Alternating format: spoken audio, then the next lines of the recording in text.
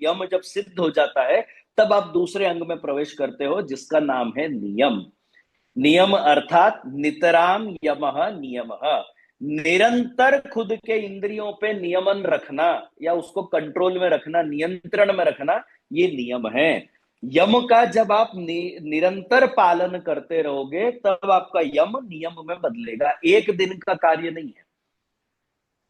भाई यम के पांचों अंग आज मैंने कर लिया, आज मैंने हिंसा भी नहीं करी, झूठ भी नहीं बोला, चोरी भी नहीं करी, आज वेदों का अध्ययन भी किया, शास्त्र अध्ययन भी किया, और मैंने भोग वस्तु में या धन इत्यादि में अपनी आसक्ति भी नहीं रखी। ये एक दिन करने की चीज नहीं है, ये रेगुलरली निरंतर आपको करना है, तब आपका यम नियम में बदलता है। और उस नियम के भी पांच अंग हैं।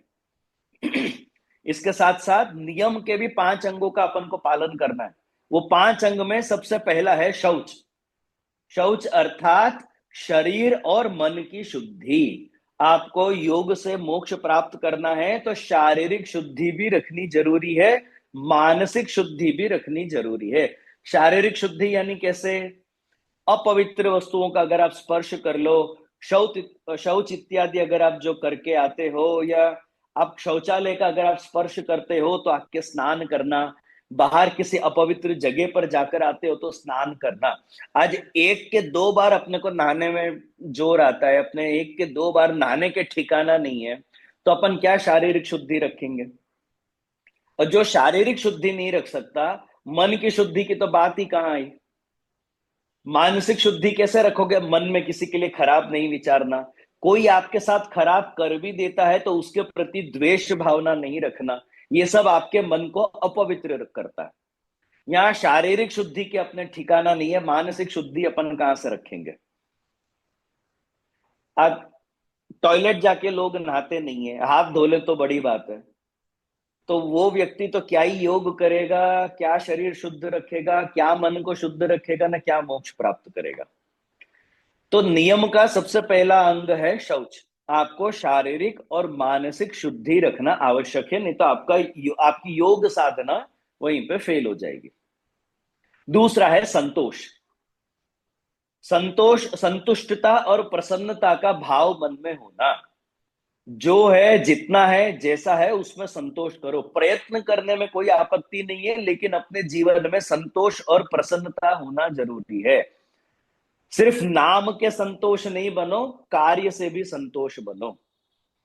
अपन का किसी का नाम संतोष हो सकता है पर स्वभाव एकदम असंतोषी, ऐसा नहीं होना चाहिए। जीवन में संतोष रखो कि भाई जो हो सकता था, जो अपना अधिकार था, जितना जो कर सकते थे वो हमने किया और ठाकुर जी ने करवाया, और जो ठाकुर जी ने दिया है, जितना ठाकुर जी ने दिया है हम उसमें खुश हैं, उसमें खुश रहो, प्रसन्न रहो। बाकी नहीं तो अप्रसन्नता और असंतोष एक ऐसी वस्तु है कि ठाकुर जी फिर कितना ही दे दे अपन को, थोड़ा और थोड़ा और थोड़ा और, ये कभी खत्म ही नहीं होगा। तो संतोष रखना बहुत आवश्यक है। तीसरा है तप। तप अर्थात यहाँ पे अनुशासन, डिसिप्लिन। आपके डेली जो आपकी दिनचर्या है उस पर डिसिप्लिन होना आवश्यक है। चौथा है स्वाध्याय। स्वस्य वेदस्य वेदस्य अध्यायः स्वाध्यायः। आत्मचिंतन करना, वेदों का अध्ययन करना, शास्त्रों का अध्ययन करना। जो अपन ने यज्ञ में देखा वही वापस यहाँ पे रिपीट हो रहा है कि आप शास्त्रों का अध्ययन करो, स्वाध्याय करो। और पांचवा है ईश्वर प्रणिधान, यानी ईश्वर के प्रति पूर्ण श्रद्धा और समर्पण की भावना। तो इस प्रकार से जब आप शारीरिक और मानसिक रूप से पवित्र रहते हो तब जाके आपका नियम सिद्ध होता है। या पांचों अंग अगर आप देखोगे नियम के, तो ये शरीर और मन को शुद्ध और स्वस्थ रखने के प्रकार है।